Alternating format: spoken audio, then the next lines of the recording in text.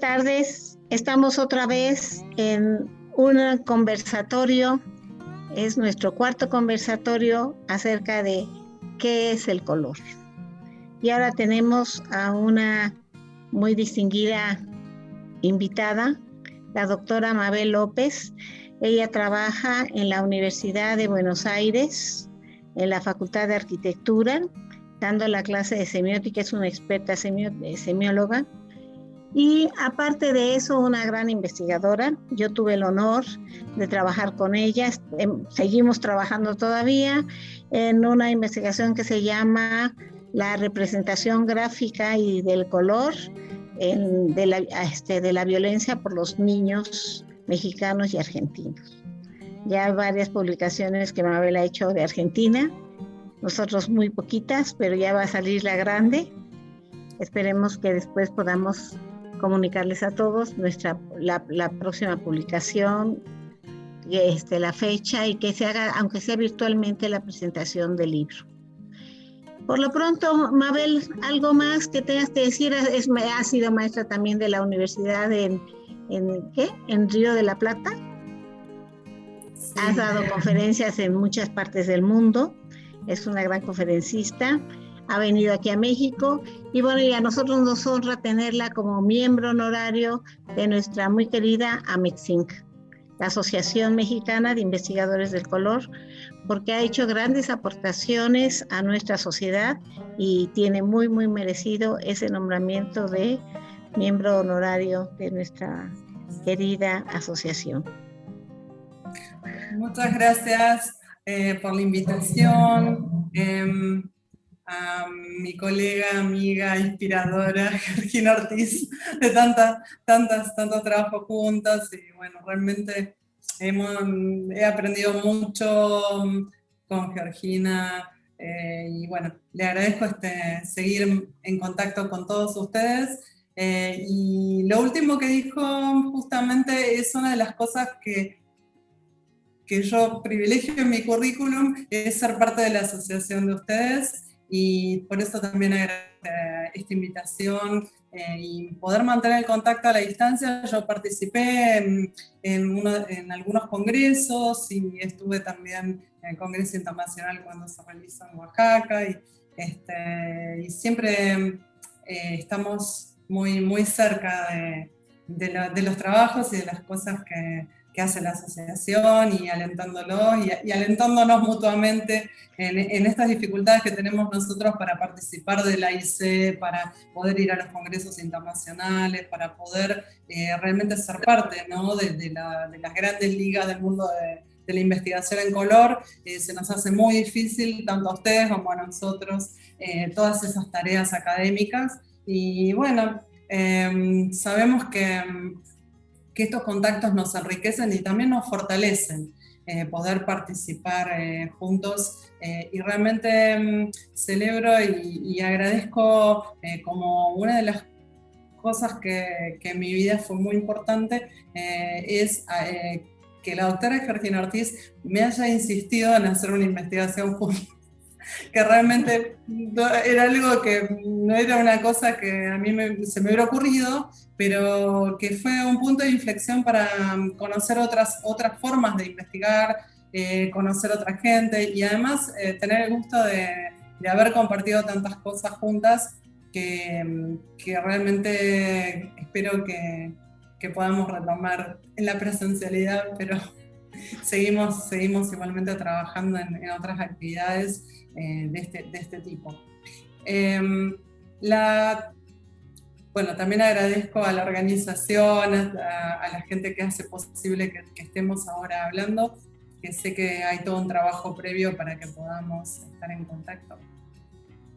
Y bueno, lo que vamos a proponerles, como en general, si todos abrimos cámaras y sonido se complica, yo voy a estar atenta al chat, o me avisan si hay preguntas o aclaraciones o algún tipo de diálogo. Es difícil sostener un diálogo como en la presencialidad de esta forma, entonces si aparece algún elemento en el chat o alguna conversación, estoy atenta para que podamos ver conversar con la persona que tenga la inquietud, y si no, bueno, al final también podemos abrir algún espacio de diálogo sobre la charla. Nuestra charla de hoy tiene que ver con mi especialidad, que es la semiótica, el mundo de los signos, y la especialidad de ustedes, que es el color. Y yo desde el año 96 que vengo trabajando esta interrelación. Yo venía del mundo de la semiótica y de alguna manera también vivencialmente me encontré con el mundo del color, y fue muy productivo poder empezar a pensar el color como signo, que es algo que se trabaja, pero como específicamente yo trabajo en el campo del diseño, de la comunicación visual, para nosotros es un tema muy importante poder analizar desde este punto de vista el color. Yo voy a compartir la pantalla para que la charla sea más amena, porque hablar de color imaginándonos lo que estamos hablando no es tan divertido, así que voy a compartir y vamos a así poder seguir. Cuando nosotros pensamos a la noción de signo, estamos pensando en algún tipo de comunicación que tiene que ver con un estímulo. Es decir, para que haya un signo tiene que estar relacionado con algún elemento sensorial. El signo es algo que nos interpela y que significa algo, pero que tiene una introspección a través de un elemento sensorial. Hay signos de todo tipo. Nosotros nos vamos a ocupar específicamente de los signos que tienen que ver con lo visual cuando hablamos de color, porque todavía no podemos tocar colores, pero no los distinguimos al tacto ni al olfato, salvo, bueno, cuando hablamos de sinestesia, pero estrictamente el canal visual es el que nos permite acceder al mundo del color. Sin embargo, cuando hablamos de color, ¿de qué estamos hablando? Estamos hablando de un signo que a través de un canal visual significa algo para ese sujeto. Por supuesto, no todos vemos de la misma manera los colores. ¿Los colores existen? ¿No existen? ¿Existen los colores añadidos a los objetos? ¿Cómo se entiende desde el punto de vista semiótico la existencia del color? Los antropólogos imaginan que hay algún momento en donde el hombre prehistórico pensó que había un objeto y que el color no formaba parte de ese objeto. Y piensan como hipótesis que podría haber sido un momento original en donde se ve una piedra manchada de sangre y el hombre prehistórico reconoce, esto es toda una hipótesis, podría no ser esto, pero se puede reconocer que el signo cromático, el color, aparece como signo por fuera del objeto. Entonces, ahí la piedra ya significa otra cosa porque tiene este color que está añadiendo un signo a ese objeto. Por supuesto, este tipo de conjetura nos pone a pensar que en determinada situación el hombre prehistórico no distinguía entre el objeto y el color. Entonces, las plantas, las flores, todos los elementos de la naturaleza que lo rodeaban tienen un color, pero ese color podría estar o ser pensado como parte misma del objeto, no como el color por fuera o el color como un signo que excede o que podría ser visto independientemente de ese objeto. Cuando nosotros trabajamos en semiótica y nos podemos imaginar que en ese momento entonces el hombre prehistórico pensó el color rojo o cualquier palabra, ¿no? Donde como en la semiología se piensa, bueno, por un lado tenemos el objeto y la palabra, entonces podía pensar la palabra o algún signo o sonido para la palabra y pensar un concepto. Sin embargo, cuando nosotros pensamos en el color, pensamos en el concepto del color, en el sonido, y cuando esto sucede en un contexto real, no nos permite o no nos termina de satisfacer cuál es la sensación que está suscitando, porque cuando alguien piensa el sonido red o rojo o lo que fuera, o no nos podemos imaginar, bueno, diferentes idiomas, ¿cierto? Y asociado a esta sensación de rojo, sin embargo, no por eso conozco la sensación. Entonces, este tipo de semiótica muy logocéntrica, muy verbalista, no nos ayuda demasiado para entender el mundo del color. Estas son las limitaciones que tiene este tipo de semiología para poder comprender el mundo del color. Si nosotros vemos esta imagen, evidentemente, para que nosotros podamos, bueno, en este caso está todo como tan mediatizado porque ustedes lo que ven es un monitor, ese monitor, cada monitor ve diferente el color, entonces, bueno, es mucho más complejo. Pero imaginémonos que cada uno de nosotros estuvo frente a esa rosa roja. ¿Existe la rosa roja? Bueno, para que exista la rosa roja, tuvo que haber una cantidad de procesos semióticos, más allá de que exista la palabra rojo y el concepto de rojo, o sea, más allá del verbalismo de esta situación logocentrista que nos lleva a pensar en los significados del color o en cómo se nombran los colores, para poder ver esa rosa roja y tener esa sensación y que exista el color rojo, necesito una cantidad de procesos semióticos que se dan encadenadamente. Tiene que haber una fuente de luz, que en este caso ustedes tienen un monitor que produce esa luz, y porque si tienen roto el monitor y uno de los canales cromáticos está defectuoso, no vieron una rosa roja, por ejemplo. Bueno, eso mismo sucede si no tengo una fuente de luz adecuada. Si yo tengo una fuente de luz que tiene un filtro, por ejemplo, no voy a ver una rosa roja, podría verla violeta si el filtro era azul. Entonces, si tengo una fuente de luz como el sol, voy a ver ahí si en determinado objeto, como ese objeto, produce una fisiosemiosis que a su vez, es decir, que permite ver ese color porque no veo los otros, entonces dentro de la luz del sol va a permitir que el objeto muestre el rojo, pero a su vez no existe el color rojo o no existe mi percepción del color rojo hasta que ese proceso no tiene en cuenta la biosemiosis, es decir, que ese sujeto o ese aparato o lo que fuera pueda procesar ese color, y a su vez, si esto se da en los humanos y no se da en el monitor, eso tiene algún tipo de incidencia, tiene algún tipo de correlato en nuestra mente. Nuestra mente es la que finalmente va a procesar toda esa información y va a permitir que nosotros veamos ahí una rosa roja.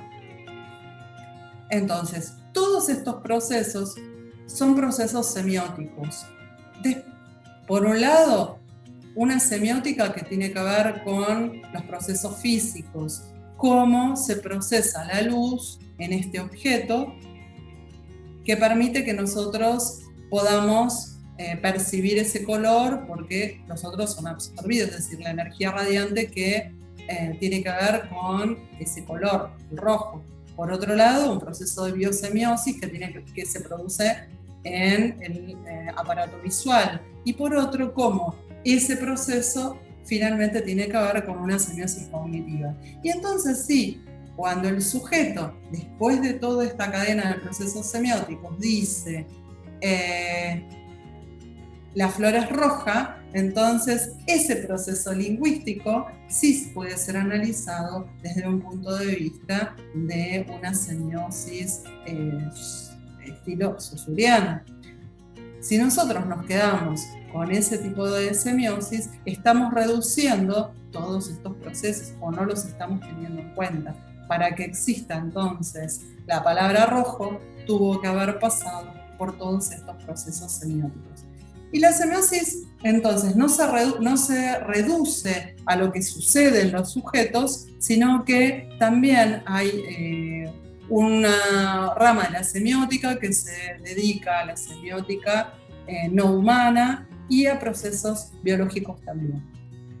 Entonces, de esta manera podemos tener en cuenta que la semiótica es mucho más general y mucho más abarcativa que procesos de comunicación que son estrictamente de carácter humano e intencional, como es la comunicación verbal.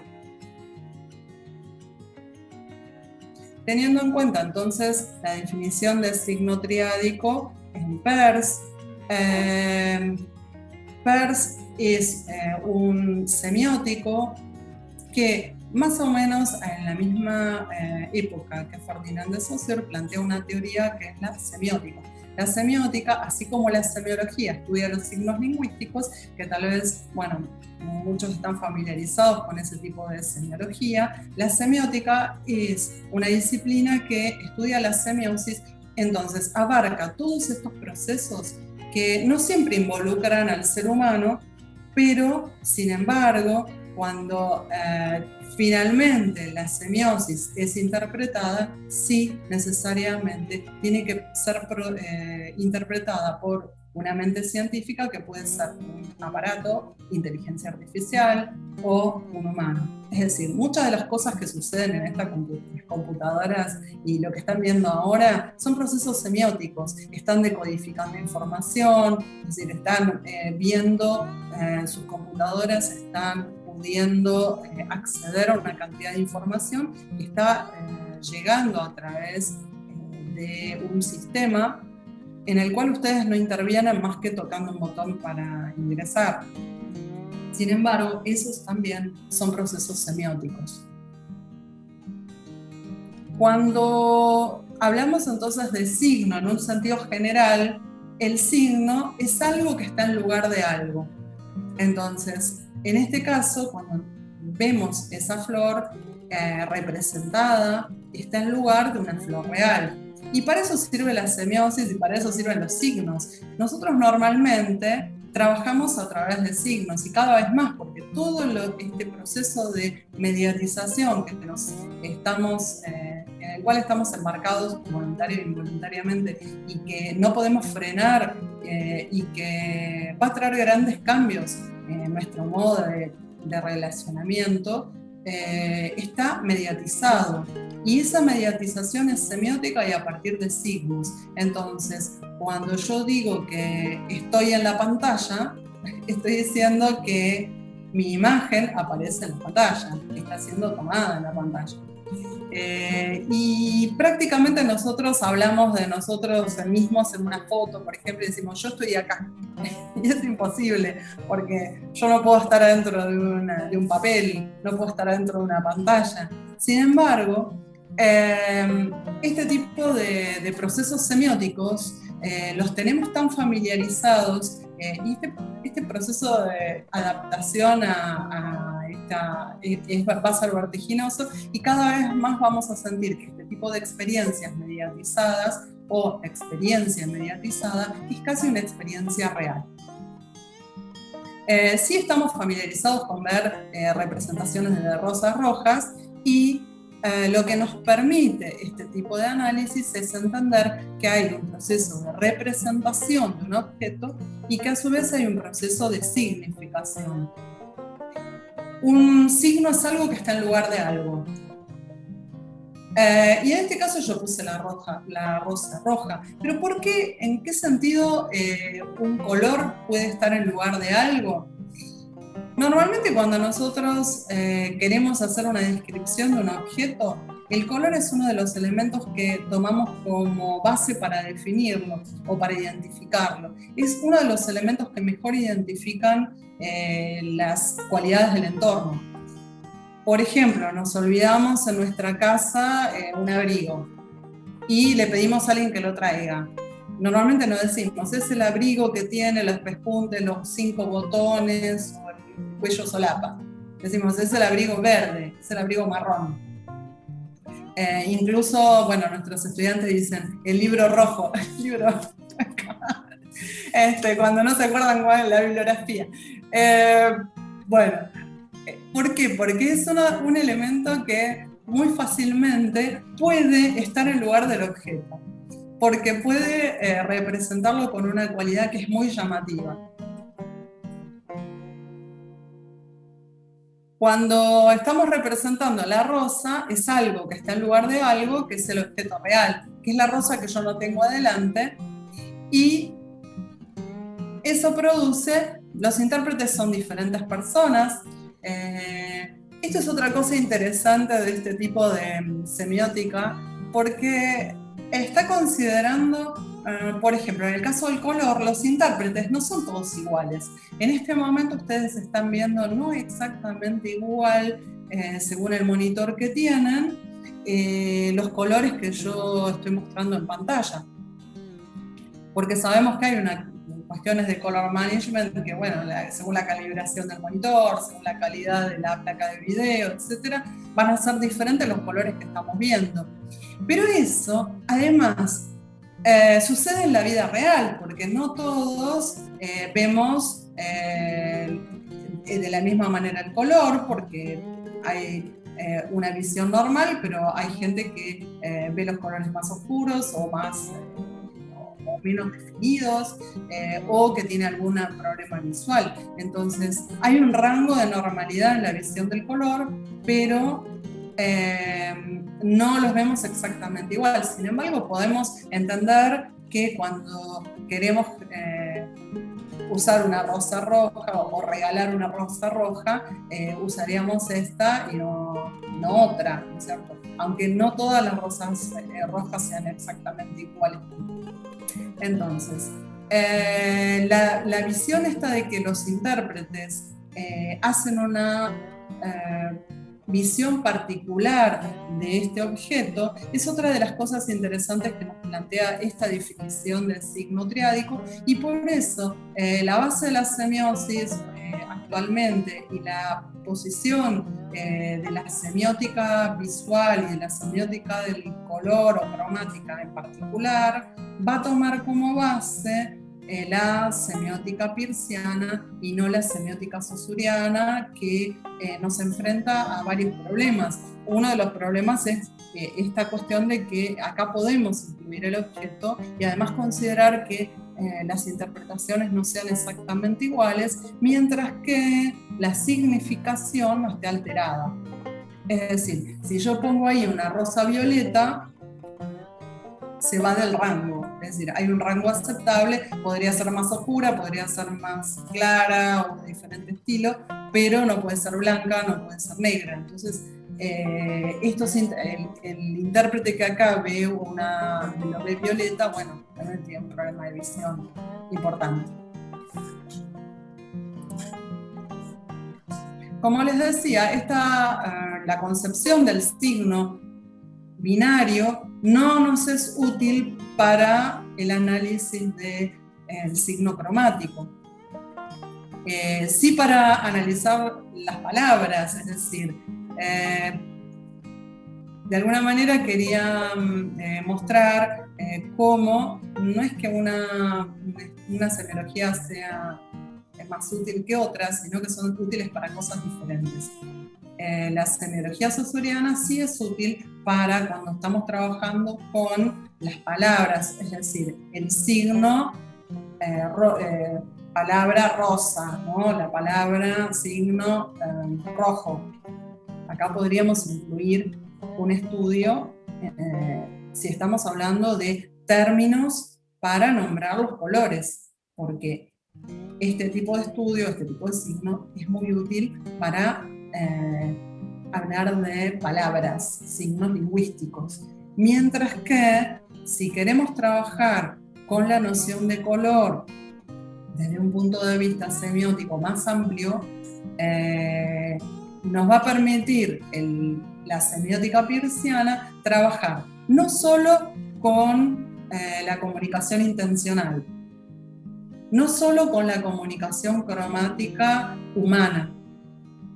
Es decir, podríamos incluir cómo los animales, a través del color, perciben la calidad del alimento, qué tipo de alimento, si el alimento es un alimento apto o no para su consumo, es decir, una cantidad de cosas que exceden la comunicación humana, que sí trabaja más este otro modelo. En este modelo, además, puedo trabajar la comunicación entre máquinas. La semiótica ha abarcado diferentes aspectos que exceden la comunicación humana. Como yo comenté al principio y les dijo también en la introducción la doctora Ortiz, que mi campo específico de trabajo es la comunicación visual. Entonces, bueno, en ese caso, también por ese motivo necesito trabajar con este tipo de estructuras, porque muchas veces la visualidad nos propone un modo de representación de lo real que es necesario que sea analizado más allá de lo que se puede verbalizar. Entonces, el mundo de lo visible se acerca mucho más a esta visión triádica que incluye el objeto. Por ejemplo, en este caso nosotros tenemos el dibujo de un árbol. Y ese dibujo de un árbol podría ser una fotografía, y podría ser un árbol en particular, y podría ser un árbol de un color o de otro. En este caso, se supone que es acromático, no hay una definición de color en este dibujo. Por eso es necesario incluir el objeto, porque si no incluimos el objeto, no sabemos exactamente qué es lo que va a significar ese árbol. Vamos a avanzar para trabajar un poco tipos de signo en Peirce. Bueno, cuando Peirce se plantea este tipo de noción en la semiótica, Peirce le interesaba trabajar sobre el conocimiento humano, porque no aborda la semiótica desde el punto de vista comunicacional, sino desde el punto de vista de cómo puedo aprender la realidad, interpretarla con una mente científica, para poder dar sustento, dar las bases lógicas para la comunicación, para el conocimiento empírico. Entonces, por eso nos interesa trabajar con señales, con símbolos, con íconos. Recién habíamos visto la rosa. Por ejemplo, en este caso, esa rosa en la comunicación visual la tenemos transformada en otra cosa. Y mientras nosotros veíamos la rosa, simplemente podríamos pensar que nos remite a un objeto, que es la rosa roja. Podemos diferenciar ese objeto, y ese objeto, en tanto remite a un objeto de la realidad, ese signo, puede ser interpretado, y es un ícono porque nos permite reconocer ahí un objeto real. En cambio acá yo no veo simplemente una rosa. No sé si es un símbolo, es decir, es el ícono que representa simbólicamente a un partido político. Y eso además, bueno, tiene réplicas en otros tipos de floras rojas. Bueno, todo esto lleva a un análisis mucho más complejo. Cuando nosotros trabajamos con el mundo visual y con las iconografías coloreadas en tantos signos, estamos también analizando una cantidad de capas de signos que en nuestra cultura están todo el tiempo como si fueran capas de cebolla envolviendo el significado. Ese sentido entonces es un sentido muy apretado, hay que estar todo el tiempo desenvolviendo muchas cosas para poder interpretar. Por supuesto, todo esto depende del contexto. Cuando nosotros vemos este isólogo de un partido político español, que es el Partido Socialista Español, vemos una rosa, no dejamos de ver la rosa, pero ese es un nivel de análisis, ese es el nivel del icono. Cuando puedo empezar a acceder a otro tipo de información, estoy subiendo de nivel. Esa es otra de las cosas que tiene mucho interés en la semiótica peirciana, porque Peirce dice, hay un primer nivel de conocimiento en donde puedo acceder a reconocer algún objeto, pero después puedo empezar a acceder a otros niveles según cuál sea mi conocimiento. En este caso, bueno, si yo puedo saber que esto es un isólogo, puedo saber que no es de una marca comercial, sino de un partido político, y así empiezo a desenmarañar esa apretada envoltura que tienen los signos. Los signos se presentan así. Entonces, nosotros no vemos el signo cromático en la realidad de un modo aislado. Y por eso es que el color rojo no significa solamente amor pasional, como cuando nos regalan una flor roja, no sé, bueno, podría ser. Significan muchas cosas. Muchas cosas y a veces de una manera muy polarizadas también. No necesariamente dentro del mismo campo semántico, sino que también, bueno, en este caso hay especialistas en esto. La doctora Georgina Ortiz tiene cantidad de libros sobre estos temas, o sea, sobre la semántica. Vamos a entrar un poco también en esta cuestión de los signos, y dentro de una de las dimensiones del signo es la semántica. Y la semántica es muy compleja porque es muy sensible al contexto también. En este caso, fíjense como este isólogo, donde hay un nivel icónico que es la flor roja, hay un nivel simbólico que es el Partido Socialista, es decir, necesito subir de nivel. Pero después también hay otra cuestión que es cómo cuando aparece dentro de un contexto, siempre indica que ese cartel, indica que esa publicidad, que esa publicación, lo que fuera, tiene algo que ver con el Partido Socialista. Esto es como cuando alguien usa el PIN de la universidad, por ejemplo, el PIN de la UNAM, o el símbolo de los Pumas. Bueno, yo primero tengo que reconocer que es un puma, después tengo que reconocer que esa institución existe y de qué depende, dónde está eso y demás, qué significa, para después entender qué significa ese pin o qué significa esa imagen en alguien que lo esté usando. Fíjense cómo hay una cantidad de subir y bajar de niveles. Entonces no es tan sencillo entender cómo funcionan los signos. La semiosis se da en un contexto cultural, y en ese contexto cultural hay una cantidad de pistas y hay una cantidad de conocimientos que se suponen en los usuarios, que es lo que los va a orientar para saber de qué se trata. Y es bastante compleja toda esta situación en donde, por un lado, me veo expuesto a algo que parece muy sencillo, y por otro necesito una cantidad de información, una cantidad de competencias culturales y sociales para poder entender el verdadero sentido de esa imagen, de ese signo.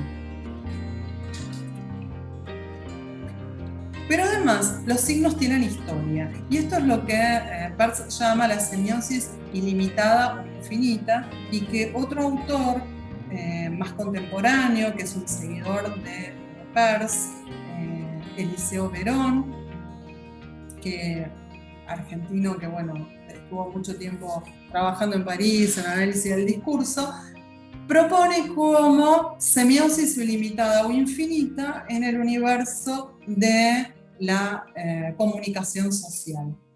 Tanto la comunicación social como la comunicación en las comunidades científicas, es decir, el avance del conocimiento científico se da a través de un tipo de semiosis que van a llamar infinita. ¿Por qué? Porque un signo lleva a otro signo y es una especie de cadena. Es decir, podríamos pensarlo como una red. Creo que, bueno, pensando en, por ejemplo, con lo que sucede en Internet, ¿no? En donde un link me lleva a otro link y a otro link. Lo que pasa es que, bueno, el conocimiento científico va siendo validado, garantizado, porque cada opinión refuta o apoya o se apoya en otras previas. Nunca hay un conocimiento que sale de la nada, sino que todo buen paper científico, toda buena publicación tiene una cantidad de citaciones, ya sea porque están avalando o refutando esa teoría. Y en ese sentido somos conscientes de que todo nuevo conocimiento o todo nuevo proceso de semiosis va a tener que ver con los anteriores. Y eso mismo sucede, bueno, en la comunicación visual. Y en este caso, bueno, la rosa roja, los que conocen la historia, bueno, van a poder relacionar esta rosa roja, no la que vimos al principio, que podría simplemente significar rosa roja, o bueno, si alguien le regala una rosa roja, no necesariamente está hablando de la lucha socialista. Podría ser o no, bueno, ahí la sensibilidad del contexto es lo que nos permite una interpretación mucho más fina y el conocimiento del contexto nos permite dar un mensaje adecuado mediante signos cromáticos. Entonces, acá no podía no ser una rosa roja, pero en otra situación, sí.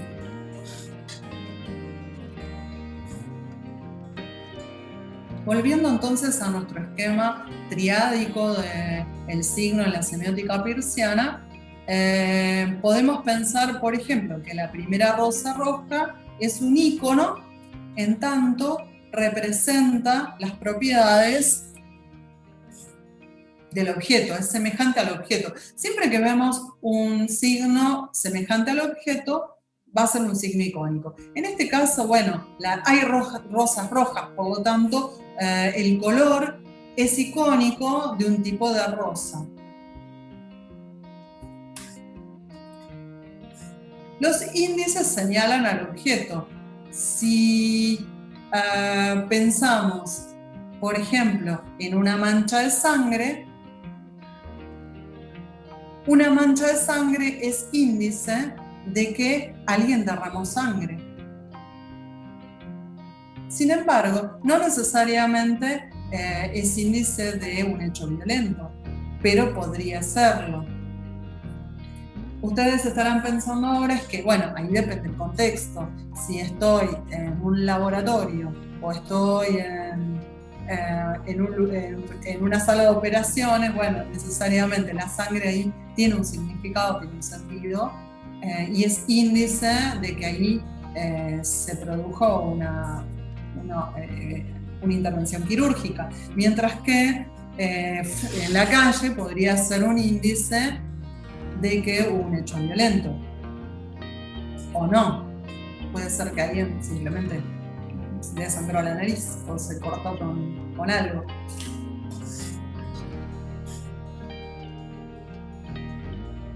Si tenemos en cuenta esta otra rosa, es muy normal que lo asocien, por ejemplo, simbólicamente al amor, a la pasión, a los regalos de San Valentín, típica representación en las tarjetas de San Valentín. En cuanto yo lo relaciono con un hecho cultural, no digo simplemente rosa roja, sino que digo amor, digo San Valentín. Entonces, no paso por delante el icono y directamente accedo al símbolo. Nosotros todo el tiempo interpretamos los signos en el nivel superior. No los interpretamos en el nivel superior cuando no tenemos las competencias para interpretarlos. Es muy común, por ejemplo, que los chicos, cuando todavía no entienden algunas cuestiones culturales, puedan interpretar los signos de una manera no eficiente para el contexto. Pero eso es por desconocimiento de elementos simbólicos. En cuanto nosotros conocemos los elementos simbólicos, ya directamente no vemos ahí la flor, vemos otra cosa. Los códigos, las convenciones, son los que todo el tiempo están regulando nuestra interacción con el mundo. Nosotros vemos el mundo, vemos, por ejemplo, cuando vemos los colores que representan diferentes camisetas de cuadros de fútbol, ¿sí? No vemos en sí el color, directamente decimos es tal cuadro de fútbol. Y en realidad, bueno, porque es más importante el color de la camiseta, lo que representa, que en sí el color, si el color nos gusta o no nos gusta, es decir, pasa por delante todo el aspecto icónico o no simbólico. Entonces, en esta concepción triádica tenemos, por un lado, el representamen, que es el signo sustituyente. Yo tengo el color rojo, por ejemplo. El color rojo representa algo. Tengo el objeto. El color rojo representa pasión. El color rojo representa amor. Y tengo el interpretante. El interpretante es el conocimiento o el pensamiento o la palabra. Es decir, es otro signo que se produce en la mente del intérprete o en la mente de la máquina o lo que fuera, el que está interpretando eso, y está decodificando. Y esa decodificación es otro conocimiento.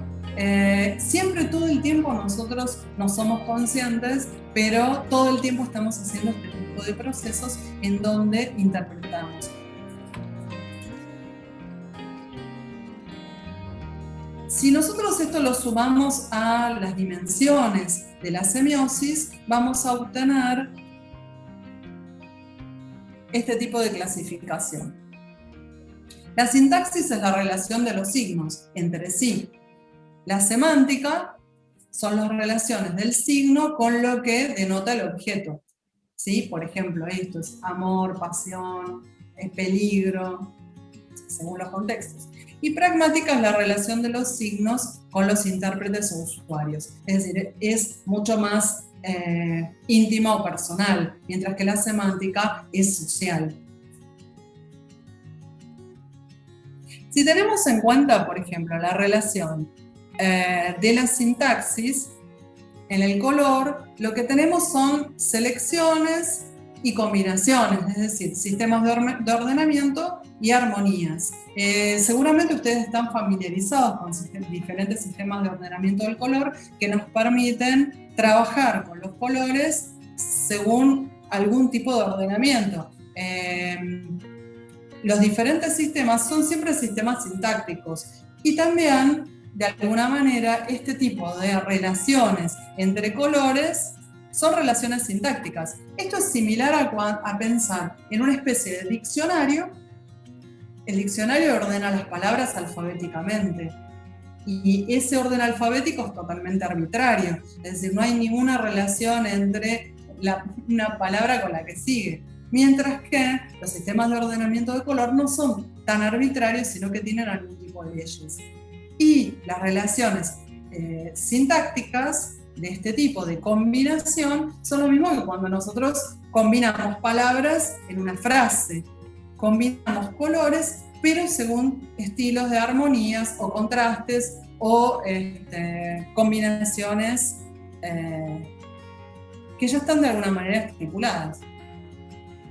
Teniendo en cuenta la semántica del color, podemos pensar que hay iconicidad en el color en este tipo de situaciones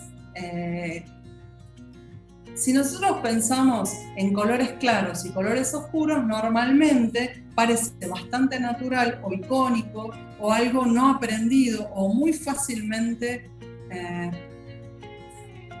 Hay discusiones acerca de si esto se aprende muy tempranamente o si prácticamente no hay un aprendizaje de este tipo de cosas. Bueno, desde que nosotros estamos en el mundo, desde que nacemos, nos parece normal que lo de arriba sea claro y lo de abajo oscuro. Por eso es tan raro, por ejemplo, pisar esos pisos blancos, brillosos, o pisos transparentes. O sea, uno es inquietante, mientras que un piso oscuro es mucho más tranquilizador o mucho más normal para el ser humano. Y eso mismo sucede en las imágenes. Las imágenes de colores claros parecen livianos y los colores oscuros parecen pesados. Y este tipo de asociación es una asociación icónica, porque es semejante a como nosotros percibimos eso en la realidad. Ahora, en la imagen, ni la imagen pesa más ni menos en bytes de información, ni la imagen en papel pesa más o menos. O sea, en términos de signo no tiene mucho sentido pensarlo de esta manera. Sin embargo, eso sigue existiendo cuando lo vemos en un signo que es un sustituto. Y eso lleva también a operaciones sintácticas, porque, por ejemplo, como tanto en decoración como en diseño, se habla de que tiene más estabilidad una imagen cuando es más oscura abajo y más clara arriba. Y esto es totalmente arbitrario, es decir, de hecho las vanguardias nos han demostrado que este tipo de asociaciones es icónica respecto de cómo nosotros percibimos el mundo. Estamos parados y bueno, vemos más claro y se va oscureciendo en la medida en que la iluminación no va llegando al piso. Pero es totalmente una percepción icónica de la realidad. Eso mismo se traslada a los ordenamientos de color. En general, los ordenamientos de color ponen los colores, es decir, estos sólidos, están organizados con los colores oscuros abajo y los colores claros arriba. Y la verdad es que esto es bastante arbitrario, porque, bueno, habrán visto todas las escalas de color de grises, por ejemplo, ¿sí? El blanco arriba y el negro abajo. Las muestras pesan todas igual, o sea que no hay ninguna imposibilidad material ni cuestión lógica. Sin embargo, a nosotros icónicamente, como seres humanos, nos resulta más lógico este tipo de ordenamiento que lo inverso. Y esa es semántica del color. Lo mismo sucede con los colores claros y los colores oscuros.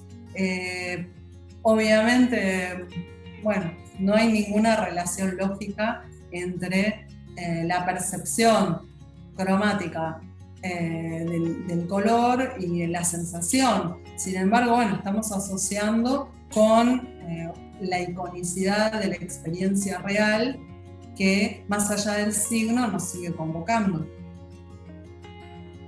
A pesar de que, bueno, se aconsejan cosas como, bueno, usar calcetines rojos para tener los pies calientes. Ese tipo de cuestiones son muy graciosas. Pero bueno, más allá de la anécdota, es verdad que la sensación se produce y que uno, a través de la mediación, puede la mente generar una sensación de calor. Sin embargo, bueno, no hay ninguna relación real que pueda afirmar tocando, o sea, realmente táctil, tocando estos objetos. Ambos son signos. La sensación que se produce es de iconicidad respecto de el objeto real, al cual sí tuvimos experiencia. Cuando nosotros paseamos por el supermercado haciendo compras, normalmente vamos a encontrar una cantidad de índices cromáticos que son los que nos van a permitir saber qué tipo de producto es cada uno. Y bueno, la ubicación de los elementos. Es decir, el supermercado es realmente un lugar donde la semiosis tiene que ser efectiva. Y hay muchas de las estrategias de marketing que están basadas en la iconicidad del producto. O sea, nosotros vemos todas una cantidad de marcas de caramelos, en este caso, bueno, y todas tienen que ver con el azul, o sea, colores fríos, el azul, el brillo metalizado, o el blanco o verde, que es el producto menta. Y esta iconicidad está basada en la relación con el producto directamente para producir esta sensación, pero a su vez está explotado el hecho de que esa relación indicial se traslada después a una relación simbólica, porque lo fresco, ¿sí? Es también simbólicamente asociado a este tipo de colores. Entonces, es muy difícil, como ven, determinar si se está produciendo una asociación de tipo icónica, indicial o simbólica en este caso, porque está basado en un elemento icónico, pero a su vez tengo que poder reconocer eso como un símbolo de pastillas de menta. Por supuesto que nosotros esto lo hacemos de una manera muy automática, porque estamos muy acostumbrados a reconocer a través de los colores qué tipo de producto y las diferentes variedades de ese producto. Un investigador que lo trabajó para la arquitectura, dentro de la semiótica de la arquitectura, que es César Llanello, hizo una especie de división tratando de ver en el círculo cromático cómo estos significados convencionales que se asocian a los diferentes colores podían empezar a trabajarse por medio de oposiciones y, bueno, por ejemplo, el amarillo se opone al azul, el verde al rojo, y tenemos todo el círculo cromático, y entonces si el amarillo se asocia con la traición, el azul a la fidelidad, y si el verde es avanzar, el rojo es detenerse. Por supuesto que esto es algo, significados convencionalizados, porque como vimos recién, el rojo también se asocia al amor. Y después arma una cosa que para diseño funciona bastante bien y bastante interesante, porque lo que hace después es trabajar con sectores del círculo cromático, armando paletas según los significados que se quieran transmitir en determinadas situaciones. Entonces tenemos fríos y cálidos, haciendo este corte, o sea, tengo los naranjas, los turquesas, los verdes, después lúcidos y misteriosos, y acá tengo los violetas, azules, y acá tengo naranjas y los verdes. Y acá tengo informal, informal, y como me quedo con los amarillos y los naranjas, etcétera, colores calmos excitantes. Ahora lo voy a mostrar acá. Y empiezo a hacer una cantidad de juegos en donde, según los sectores que voy tomando, así como si fuera una pizza o una torta, ¿sí? Podría tener diferentes gustos si tomara un octavo de cada una. Es decir, imaginándome que tengo cálidos, lúcidos, informales y calmos, pero a su vez puedo tener cálidos, lúcidos, informales, excitantes si estoy trabajando del lado de los naranjas. O por ejemplo, acá abajo, los turquesas son fríos, misteriosos, formales, calmos, y del lado del púrpura es frío, misterioso, formal, excitante. Entonces, empiezo a trabajar con todas las variables unidas y eso me permite, en cuanto a la semiótica del ordenamiento, es decir, usando el ordenamiento que es sintáctico, mezclado con la semántica del color, ver una cantidad de situaciones que funcionan bastante bien para decoración, para arquitectura y para algunos elementos de diseño, pero para otros elementos de la comunicación, como yo les decía, pensar que el verde y el rojo en estos términos tal vez está reduciendo una cantidad de significados que no les sirven a los arquitectos. pero en otras áreas podrían ser muy útiles. Dentro de las asociaciones simbólicas, todos conocemos este tipo de señales convencionales. Estas señales convencionales, que acá directamente puse las normas IRAM en la Argentina, asocian un color con determinado significado y eso tiene un origen icónico, pero por ejemplo el amarillo es alertante y el rojo es un tipo de prohibición, el azul es prevención. Si el verde es circulación segura. Bueno, son significados que se van codificando y esto directamente aparece de un modo simbólico muy, muy convencionalizado, como pasa con las señales de tránsito, de advertencia.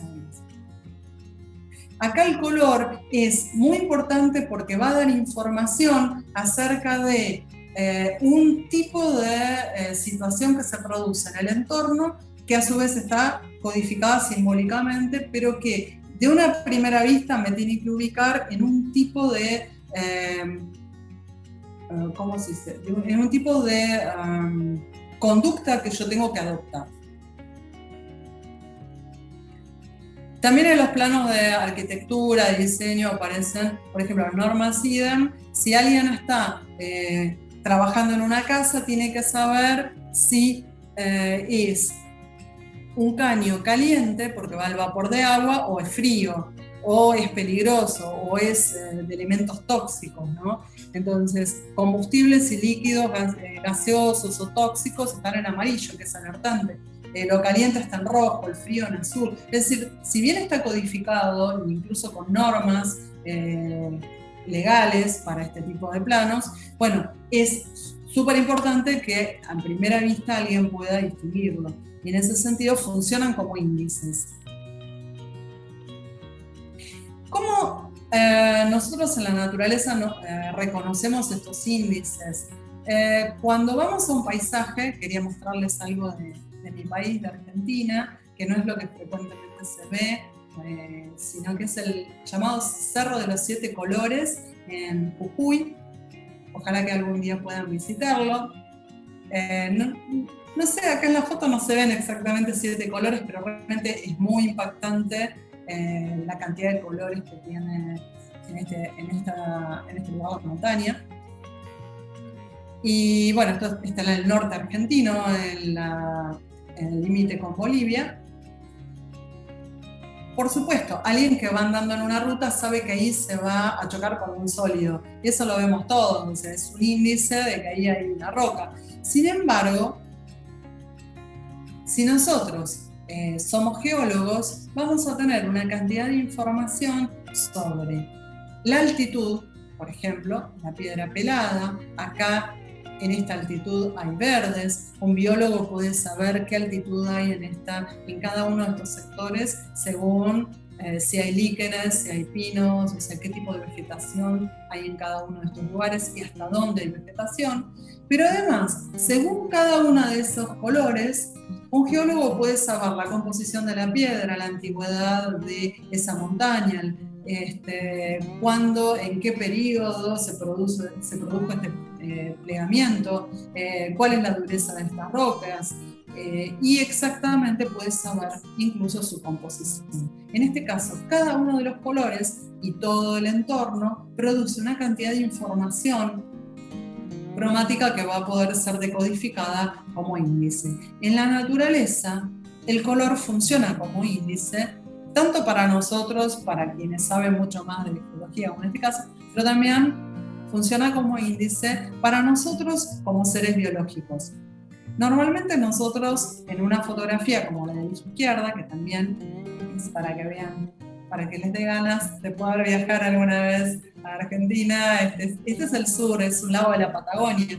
Y en este lago de la Patagonia, bueno, nosotros podemos visualmente, por el color y por el brillo, la sencilla, una cantidad de elementos que acompañan la apariencia visual, además del color, podemos saber que está nublado, podemos saber dónde hay agua y dónde hay tierra, y además reconocer ahí vida en estos arbustos. que estos arbustos que tienen unos pequeños elementos rojos.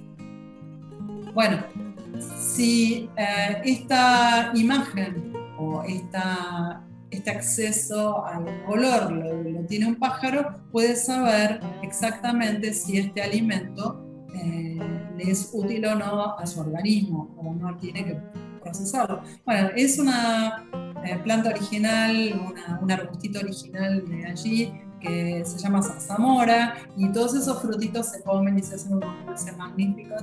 Así que, bueno, si estuviéramos allí sabríamos que es comestible y lo apreciaríamos como para un alimento humano. En este caso también el color tiene una función informativa, como cuando decimos es el abrigo verde que quiero, o me olvidé el libro rojo. Quería mostrar cómo funciona como índice el color, en este caso también seguimos por la línea del rojo. Este es uno de los dibujos de una investigación que realizamos en Buenos Aires y que es una investigación en paralelo con la doctora Georgina Ortiz, que hizo la misma investigación y fue la inspiradora de toda esta investigación en Buenos Aires, en México, sobre dibujos violentos en un grupo etario que son niños de 11 años.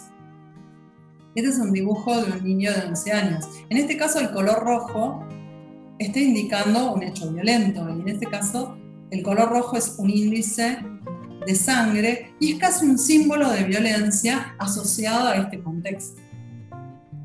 Entonces, funciona, lo puedo reconocer como un icono de sangre, funciona como un índice acá porque está en lugar de y es un efecto de una causa. No veo la causa. En este caso, el niño elige mostrar el efecto. El efecto es el cuchillo ensangrentado y no la causa que lo provocó, que es ese hecho violento. Y este otro dibujo, fíjense, también es un dibujo donde se quiere mostrar un hecho violento. Y en el contexto de esta investigación, podemos percibir como, bueno, está pintando con sangre, es decir, está mostrando de una manera mucho más metafórica. El primero es mucho más metonímico, más indicial, mientras que este es mucho más metafórico de qué es la violencia, pintar con sangre. Fuera del contexto de esta investigación, nunca hubiéramos interpretado este dibujo como violento, sino simplemente como alguien que está pintando con témpera roja. También hay que pensar entonces que el color y la semiótica del color no puede ser nunca escindida del contexto. Nuestra interpretación está claramente influida por saber de qué se trata y tener un conocimiento cultural. Estas son ofrendas florales blancas y violetas en la cultura japonesa. Entonces, en este caso, este reconocimiento funerario está mostrando cómo hay todo un ritual cultural en la forma, en la posición de colores y también en la elección de determinadas flores, que en este caso normalmente son flores blancas que se asocian al luto en Japón, y está también algún tipo de adorno violeta, que también es un color asociado a este tipo de representaciones. Quería mostrarles cómo el color como índice está entroncado con un elemento cultural informativo. Cuando nosotros vemos los billetes de banco, este es un billete de banco de curso legal en la Argentina, el billete de 100 pesos. El billete de 100 pesos es violeta. Es un color bastante nuevo. Es la primera vez que hubo un billete de color violeta fue en la década de los 90, cuando se produce este billete que equivalía a $100 en ese momento. Este billete mantiene el color, sin embargo, saca de escena a este personaje que se asocia con es un personaje bastante controvertido porque se asocia con un momento de la unidad nacional, pero también un momento donde se hizo una especie de guerra, de lucha, que se llamó Campaña del Desierto, para doblegar a las comunidades indígenas que estaban, bueno, teniendo conflictos con la población. Entonces es un héroe de alguna manera polémico. Durante los años 2000, entonces, 20 años después, 90, se va a usar este billete donde se pone la imagen de Eva Perón. La imagen de Eva Perón representa otro tipo de valores. Entonces lo que se hace es se cambia la iconografía, pero se mantiene el color. Fíjense cómo el color, como elemento identificatorio, es tan importante que puede cambiar el valor del billete, puede cambiar la iconografía, pero cambiar el color sería un gran problema porque es el elemento más importante para identificar como signo cromático. Y este es el billete de 100, el último, que tiene que ver con, se sacó hace poco tiempo, con una serie en donde se saca, como los próceres en general tienen esta cuestión ambivalente, controvertida, se los sacó de los billetes y se puso a animales, a la fauna propia de la región. Entonces hay un puma, bueno, diferentes animales, en este caso es un ciervo patagónico, y se trata de mostrar una imagen más globalizada o turística, una imagen de alguna manera más desideologizada respecto de aquellas próceres que pudieran ser controvertidos. Bueno, les cuento cómo termina esto. El color violeta es el único que se mantiene. Es muy loco que pasar por diferentes ideologías en diferentes épocas y que el color como signo se siga manteniendo. Si ustedes vienen de Argentina y cambian dinero, le pueden dar cualquiera de estos 3 billetes y cualquiera de los 3 sirven. Es algo muy raro. Creo que acá solamente pasa eso.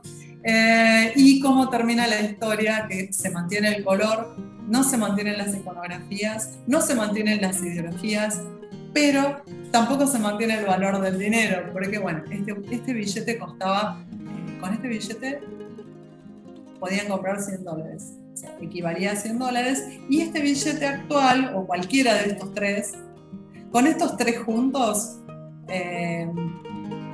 sí, con este compran medio dólar. Si se necesitan más de 150 pesos, sí, más de 160 pesos para comprar uno de estos billetes. Es decir, fíjense que de $100 pasamos a menos de $1. Complicado. Por eso sigamos hablando de colores. Menos mal que me toca hablar de semiótica y de color y no de color. Cuando nosotros volvamos al supermercado, ya que hablamos de economía doméstica, así como los jugos de naranja o las pastillas o los chocolates en general están asociados al color del producto, algo totalmente diferente sucede con el rojo Coca-Cola. El rojo Coca-Cola es un símbolo inventado para un producto nuevo donde se crea un código cromático. ¿Por qué hablamos del código cromático? Porque, bueno, mal o bien, ven que el rojo no es el mismo, pero todas se asocian, no sé cuánto cola, bueno, se asocian al mismo color. Y siguiendo con el rojo, también el simbolismo que nosotros vimos en la rosa roja, aparece el rojo asociado a diferentes partidos políticos que, en el caso de la asociación con la nacionalidad, ¿sí? Las banderas, las nacionalidades tienen símbolos cromáticos. Bueno, de hecho, la bandera mexicana es muy interesante cómo cada uno de sus elementos tiene una composición semántica y todos ellos hablan de la nacionalidad.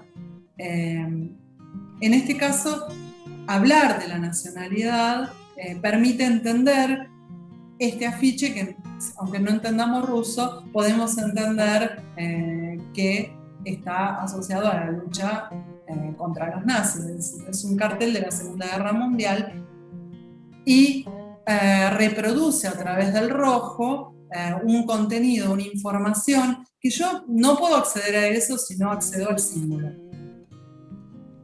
Y ese símbolo aparece también, por ejemplo, en las pinturas de la Revolución Francesa, el rojo como el signo de la revolución.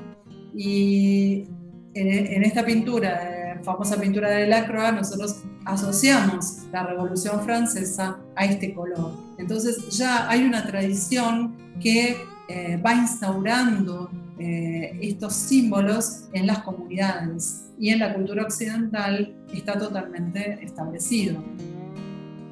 Sin embargo, el rojo también, bueno, tiene muchísimas significaciones, porque cuando estamos hablando, por ejemplo, de este afiche de una película, acá la asociación entre el rojo y el negro, bueno, está hablando de otras cuestiones que si vieron la película de Almodóvar la van a poder comprender, pero justamente esta oposición entre lo caliente y lo frío, entre lo vivo y lo muerto, la torera y la chica frágil, etérea, bailarina, bueno, habla muy bien de cómo el rojo y el azul aparecen como opuestos cromáticos, opuestos semánticos y también opuestos en cuanto a los caracteres de estas protagonistas y cómo, bueno, estas vidas se van a cruzar.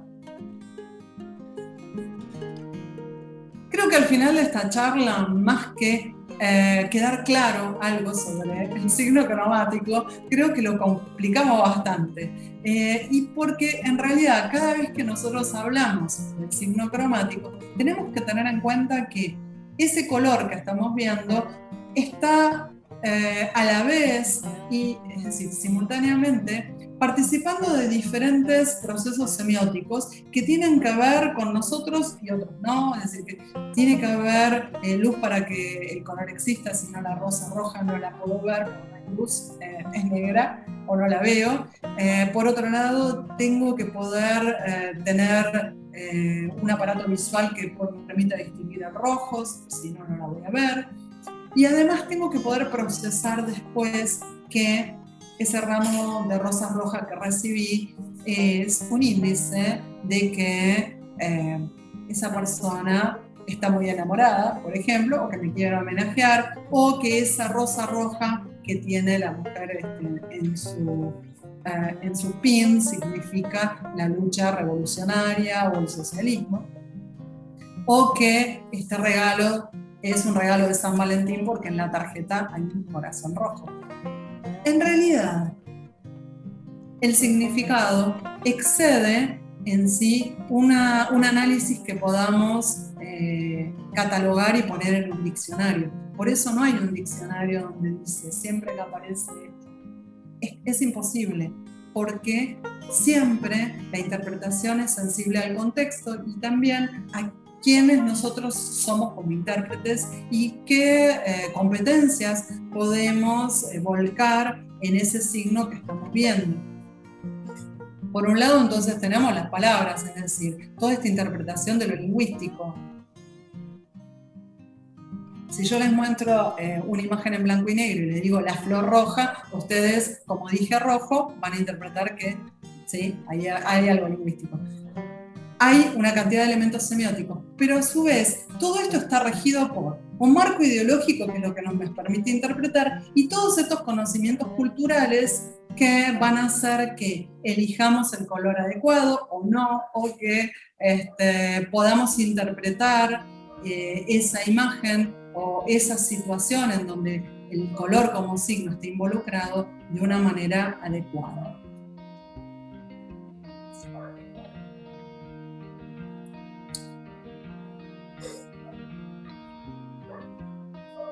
Bueno, ahí tienen algunos datos sobre bibliografía y otras. Esta es la página Retórica de la Violencia Gráfica Infantil. En esta página web que se llama Violencia Gráfica, es una fanpage donde pueden encontrar elementos a los que estén interesados sobre la investigación, sobre dibujos y violencia, que tiene su coordinación en México y es directora la doctora Georgina Ortiz. pueden encontrar ahí también elementos, y ella también forma parte de nuestro proyecto, así que también está en esa página. Muchas gracias, Mabel. Bueno, yo sí te tengo algunas preguntas que hacer. Bueno, más que nada, más que preguntas, son pues una ampliación. Por ejemplo, cuando tú hablas de Saussure, ¿no? Que dices que son todos elementos lo que funcionan. El lenguaje es tan importante, pero el lenguaje también está asociado con el color. Y se me ocurre que, por ejemplo, los esquimales tienen el blanco, pero tienen diferentes tonos de blanco. El blanco para significar nieve dura, nieve blanda, nieve lejana, nieve cercana, etcétera, ¿no? Tienen muchísimos nombres de los de colores. De hecho, toda la nomenclatura de los colores en los diferentes países nos está enriqueciendo realmente los significados de los colores. Por ejemplo, yo encontré que en nuestra cultura, la cultura náhuatl, la cultura prehispánica, nosotros no tenemos mucha diferenciación entre el verde y el azul, pese a que tenemos mares muy azules y verdes muy amazónicos, ¿no? Podríamos decirlo de cierta manera. Sin embargo, esta asociación sí nos permite hablar de un lenguaje del color desde el punto de vista lingüístico. Porque esto yo lo confirmo en el sentido en que si tú le preguntas a una gente, este es el rojo, ¿qué significa el rojo? Estoy totalmente de acuerdo que esto es cultural, que cada día el mundo se nos hace más pequeño, los significados cada vez se van volviendo más uniformes dentro de las diferencias. Entonces, si tú dices,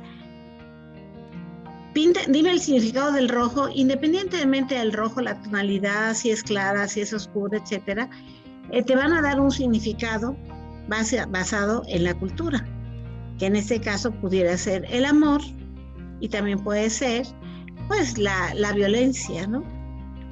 Sin embargo, ahorita el rojo en la India era el color del matrimonio, el color de las bodas y todo tan bonitas, ¿no? Pero yo ya he visto que hay bodas blancas en la India. Entonces, eso nos están dando que todos los significados están evolucionando. Es un mundo de significados, como tú misma decías, uno tras otro, que lo vamos formando, pero no hay que dejar de pensar que los significados originales, o sea, básicos y originales, yo me refiero a la asociación directa con el objeto. O sea, el cielo es azul, bueno, porque el lenguaje así le puso, ¿no? Pero es azul para todos, sin olvidar eso, se transforma en lejanía, ¿sí? Se transforma en distancia, o se transforma en, se utiliza para un tubo para demostrar, no sé qué decía el tubo azul, no recuerdo ahorita, pero en la industria, ¿no?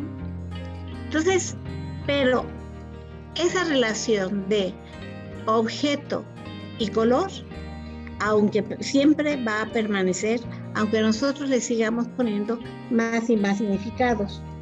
Ahora, a veces, y yo te pregunto en esto, la estructura ausente, ¿el color tendrá una estructura ausente? ¿O realmente qué es lo que más da el peso? ¿Lo da la forma? ¿Lo da el color? ¿O qué? ¿Qué es el objeto realmente? No deja de ser ya ese objeto relacionado directo como en la flor y ya se vuelve tan simbólico que está representando múltiples cosas, ¿no? Como la boda roja. ¿Y por qué se transforma? No sería interesante estudiar eso, ¿por qué se transforma la boda roja ya en una boda blanca, ¿no? O por qué el significado original de lo blanco, la pureza, en los vestidos de novia ya dejan de ser relevantes, ¿no? Sin embargo, yo hasta ahorita no he visto una sola novia de negro, por ejemplo, a menos que esté de luto, pero generalmente se mantiene cierto simbolismo, esté asociado o no esté asociado con el color. Y yo por eso sí creo que No, todavía estamos en pañales en cuestión de ver si va a tener una estructura el color o si va a poder ser analizado separado del objeto o si alguna vez llegaremos a la uniformidad en el significado. No lo sé, pero sí sé que las compañías de transnacionales están haciendo hasta lo imposible por unificar sus criterios. Uno de ellos es el rojo de la Coca-Cola, ¿no? Que ya se lo copiaron, pero sigue, y entonces sí hay una asociación de rojo con cola, aunque no sea la Coca-Cola. Aquí en México hay una que se llama Red Cola y estás viendo con rojo. E hizo su gran cambio. Quien se quiso separar de esa significación fue, por ejemplo, la Pepsi Cola, que es azul, sin embargo sí le dejó el rojo. Fue muy interesante, realmente muy pues con toda la formación tuya de maestra, ¿no? Que nos fuiste llevando paso a paso a todo esto. Y sí quiero decirte que la investigación, que tú tuviste estos resultados muy marcados del rojo, negro, con violencia, nosotros no lo encontramos.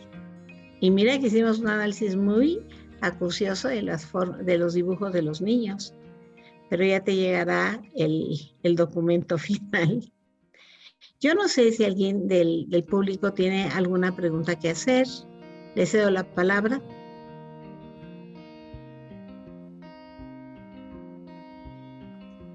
Hola. Buenas noches. Buenas noches. Bueno, aquí soy Alfonso Claros. Hola, Alfonso, ¿cómo estás? Hola. No sé si se me escucha. Sí, okay. Perfectamente, Alfonso. Mabel, muchas gracias, muy enriquecedora tu charla. La verdad que yo sé que ese es tu tema, sé que lo dominas, pero a rajatablas, o sea que felicitaciones. Tengo solamente una pregunta, Mabel.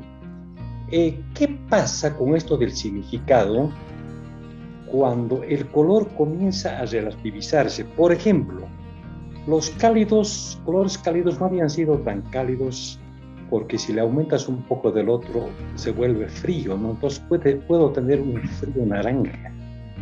En artes ocurre esto, puedo tener un cálido azulado, uno. Segundo, ¿qué sucede cuando en los países, por ejemplo, el blanco, que en Occidente significa pureza, en el Japón la novia se casa de luto porque quiere decir que ha muerto con su familia? Entonces, ¿qué sucede cuando entramos a una relatividad del color? Porque parece que siempre tenemos que pensar que el color es personal y es cultural. ¿Qué sucede con esa relatividad del color ante sus significados? Realmente es el espíritu de la charla lo que me estás preguntando, porque por un lado, lo primero que comentaste, en pintura creo que hay situaciones muy complejas porque es bastante engañoso a la vista a veces, el tipo de las combinaciones que se producen, que justamente llaman la atención porque están combinando elementos que normalmente no están unidos en la vida real.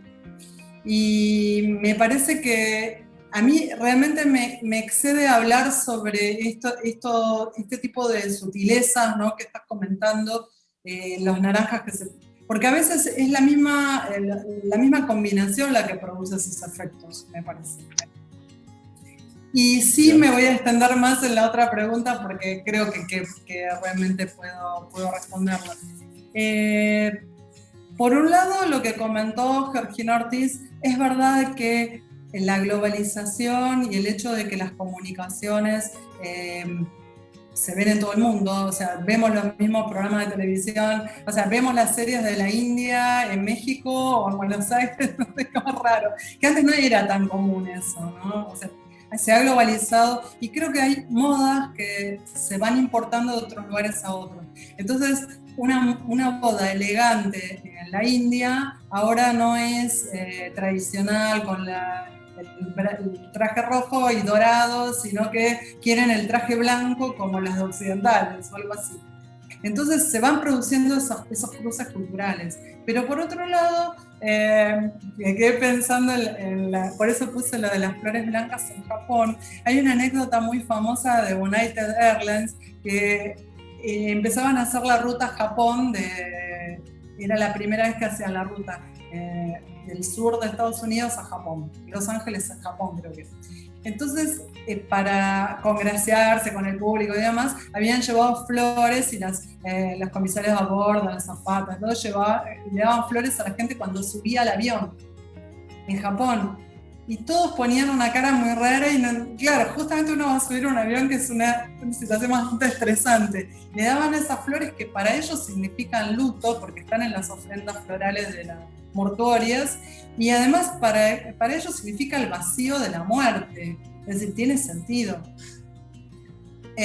Y bueno, después, porque era el color corporativo y después, se dieron cuenta que tenían que cambiar al rojo, que United tiene y es verdad que es muy sensible al contexto y cuando, por ejemplo, para los diseñadores es súper importante saber cuál es el contexto real de utilización de ese signo con color, ¿no? Porque si no es totalmente, puede ser muy negativo en vez de positivo a la utilización. Y por otro lado, no sé, es verdad que también la globalización, conectando con lo anterior, hace que cada vez más haya espacios, estos no lugares o espacios como los aeropuertos o los shoppings, en donde se trata de lograr un tipo de comunicación semántica y bastante acotada o lavada, en donde no haya sentidos que disparen por lo menos cosas negativas. Sí.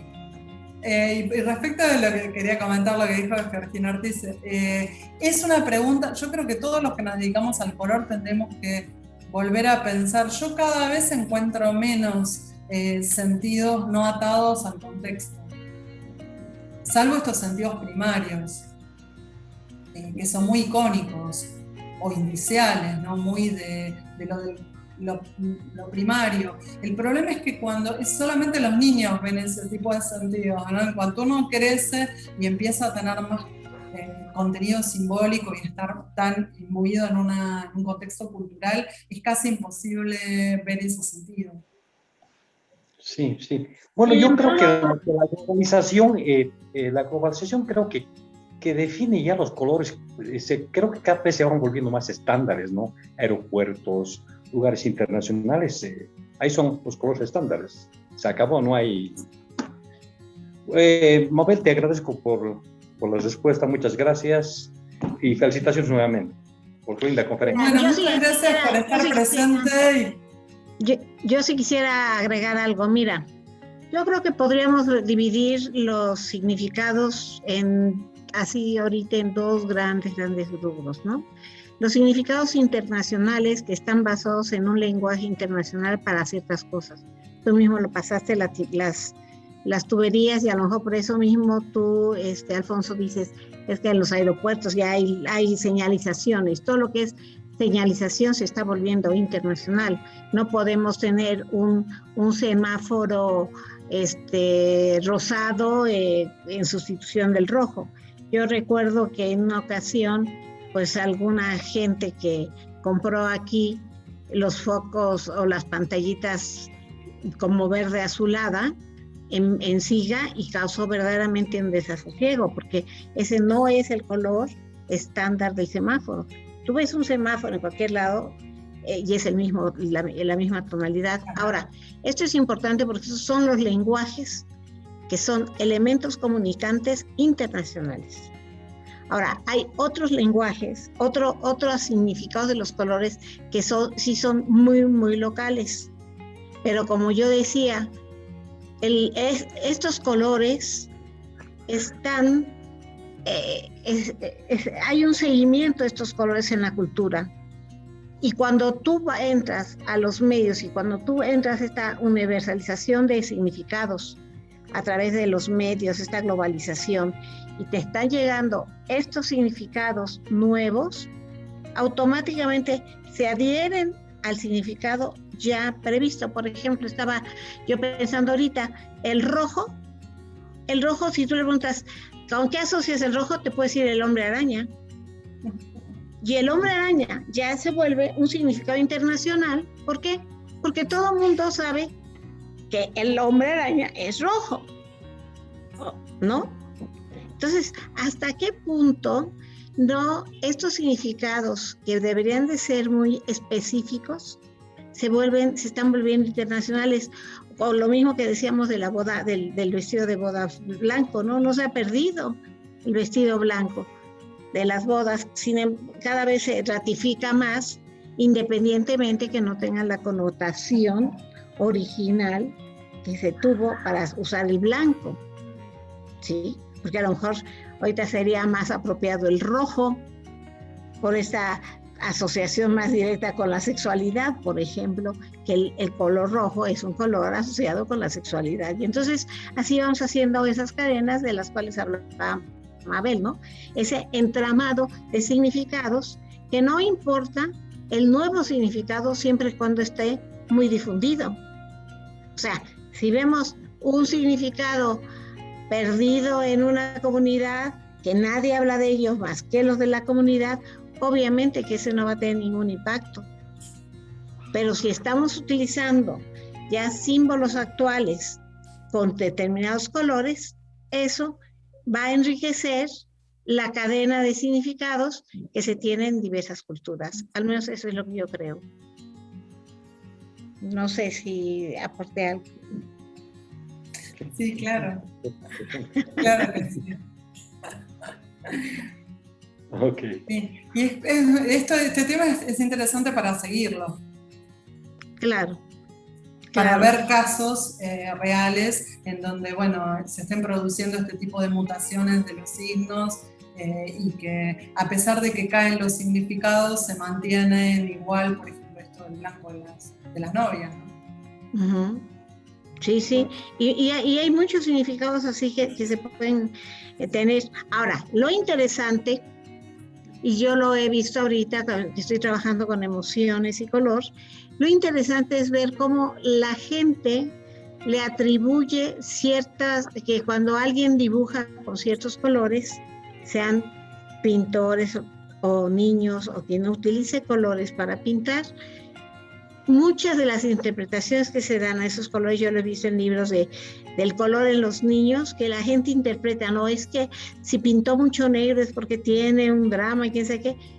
No lo sé qué tanto es cierto y tampoco sé si estas interpretaciones que hacen los que hacen estos libros están basados en algo más específico del comportamiento del niño, porque yo no he encontrado como esa asociación. Bueno, un niño que tenía problemas con su papá pintó el dibujo todo negro, quiere decir entonces que está reflejando su ansiedad y su negatividad con su relación con sus padres. O sea, unas interpretaciones que yo no me atrevería a decir que son válidas más que para ese niño en especial, ¿no? No podemos generalizar. Pero bueno, hay otras interpretaciones tan comunes porque que sí se pueden generalizar, porque, por ejemplo, en los productos de higiene, de limpieza, todos los productos que compramos tienen atrás una serie de estudios de mercado en donde el color es un factor importantísimo, ¿no? Entonces, dicen, ¿cuál es el detergente que realmente aclara las manchas? Hace 40, 50 años decían el sol. Y entonces nosotros veíamos cómo el sol estaba en los paquetes, cómo el amarillo se presentaba, porque el sol, la gente tendía su ropa al sol, y el sol efectivamente te quita la mancha, ¿no? Ahora, pues hay un producto nuevo que se llama Vanish y es rosa, pero ya pasamos por el azul para asociar esta limpieza. Claro. Sin embargo, no por eso se quitó el amarillo del sol, Se quitó el azul del agua, ni se está quitando el rosa pues, imagino de mujer, no sé, pero esas asociaciones previas se van aumentando el detergente, por ejemplo. Claro, en realidad lo que hacen es cada vez hipercodificar, ¿no? Claro. Van hipercodificando. Son como capas geológicas porque siempre hay algún usuario que lo puede llegar a asociar, entonces, y van produciendo nuevos sentidos. Claro. La comunicación visual tiene toda esa complejidad, y ni hablar de la comunicación artística. Por eso obviamente, de la comunicación artística es mucho más complejo. Pero porque además la intencionalidad no es tampoco, es algo latente, no es algo tan claro como en el caso de una publicidad o de un producto donde claramente queremos decir que esto es limpieza. Mira, yo no sé si tú te acuerdas, Mabel, yo ya lo dije en una de las conferencias que di en Argentina, que yo encontré en las primeras etapas de mi investigación, que la hice en jovencitas de la universidad, les pregunté de qué color era la fertilidad. Y la asociación primaria, podríamos decir, ¿cuál es? Es el verde, porque está asociado con la naturaleza, con la producción de alimentos, etcétera, y entonces volvemos a nuestro concepto de antiguo, ¿no? De culturas muy antiguas, donde la fertilidad, la tierra, es producto de la tierra. Bien.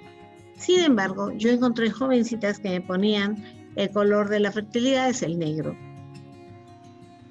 Y si uno lo asocia, claro, eran pocas, pero de todas maneras, no por ser pocas, no dejan ser interesantes, ¿no? Entonces, en ese momento, nosotros vemos que ese negro, ¿qué significa un embarazo para algunas estudiantes de una universidad? Pues es la catástrofe, ¿no? Y por eso decían que la fertilidad era negra. O sea, antepusieron su concepto, su angustia personal al significado y borraron el significado cultural que era el verde. Pero bueno, como tú dices, Mabel, podemos hablar horas enteras. Bueno, ya hemos hablado horas enteras y todo esto. Yo te quiero dar las gracias personalmente de tu participación. Perdón, hay una pregunta de Mario Apaza. Sí, a ver, Mario. Dice, ¿se puede hacer una lectura simbólica del color a partir de pares de colores, así como lo hacían y lo hacen en las culturas andinas? Sí, claro. Sí, porque, por ejemplo, determinadas asociaciones, por ejemplo, la violencia es el rojo con el negro. Una de las cosas que nosotros reconocimos en el análisis del corpus de los dibujos infantiles es que el rojo aparecía en más cantidad en los dibujos no violentos, porque había muchas flores, corazones, niños jugando y había camisetas rojas. El rojo aparecía mucho, o sea, en cantidad. Si hacíamos un escaneo de los dibujos, en cantidad había más en los no violentos, y eso parecía raro, como los dibujos no violentos tenían mucho rojo. Mientras que los dibujos violentos, el rojo siempre aparecía asociado al negro, que para los niños el negro era el color de la violencia. Entonces, a partir de pares, lo mismo el azul y el verde. El azul y el verde se asociaban a lo no violento, porque tiene que ver con la naturaleza, bueno, una cantidad de cosas que aparecían representadas en esos dibujos. Pero sí es cierto que, la que trabaja extensamente la semántica del color y de una manera científica, no así como esta charla que simplemente es una charla motivadora, es la doctora Georgina Ortiz, que sí tiene muchos trabajos de patrones cromáticos, Ahora, específicamente en algunas culturas, los significados de color están asociados a una lectura en un contexto, y el primer contexto es los colores que están al lado. Es el contexto, digamos, más cercano, ¿no? La yuxtaposición. Así como cuando una palabra sola no significa nada, cuando la tenemos en una frase adquiere sentido, bueno, esto es lo mismo. Ese color en esa frase con los otros colores va a tener un significado que va a ser pleno respecto de de sus sentidos latentes. O sea, el color rojo tiene muchos sentidos latentes. Con blanco significa una cosa, con negro significa otra. O bueno, después ni hablar de la parte simbólica de los colores. Pero en cada cultura es verdad que me quedé pensando cuando la doctora Ortiz dijo que el náhuatl no tenía diferencia entre azul y verde, igual que el griego. En un momento creían que los griegos no veían bien los colores, después descubrieron que sí. El problema era un problema lingüístico. En griego antiguo, el azul y el verde es la misma palabra. Pero bueno, no por eso es lo mismo. ¿No? Así que bueno, es bastante evolucionado, ¿no? Es pensar en los griegos, así. La comparación los deja muy bien parados. No sé si pude responder, pero no tengo mucho más para decir, me parece, sobre el tema. Mario, ahí te veo. No sé si querés decir algo respecto al tema o algo.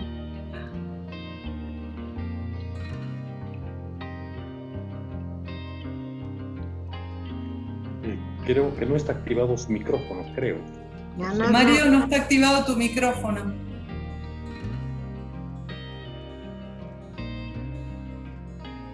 Sí, está con micrófono. Está apagado el micrófono, Mario. Hay que prenderle. No sé si lo puede desconectar él, conectar él o hay que hacer algo. El micrófono está apagado. Bueno. Creo que se fue. Bueno, quería agradecer nuevamente la oportunidad de conocerlos, de esta charla, a todos y también a todos los presentes. Muchas gracias por estar. Gracias a ti, Mabel. Gracias. Muy linda tu charla. Sí. Bueno, gracias. Te vamos a enviar tu constancia, ¿sí? La constancia no la están mostrando, pero te enviamos tu constancia y te agradecemos muchísimo tu participación. Fue una participación muy esclarecedora, de veras. Para la semiología no es algo fácil, está complicado. Entonces, tendremos la oportunidad en otra ocasión de hablar de lo mismo, pero diferente. Claro. Muchísimas gracias a todos los asistentes. Pueden ver sí, le doy la palabra a Citlali para que les dé la dirección de nuestras redes, donde pueden ver la reproducción de la conferencia. Citla.